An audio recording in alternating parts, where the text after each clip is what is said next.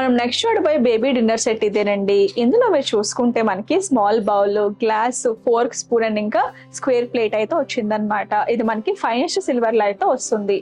ఇక్కడ మీరు చూస్తున్నారు కదండి, ఇది మనకి సెట్ అంతా కంప్లీట్ గా గ్లాసీ ఫినిషింగ్ లో అయితే వచ్చిందనమాట. స్మాల్ బౌల్, దానిపైన మనకి మంకీ స్టిక్కర్ అయితే ఉందండి.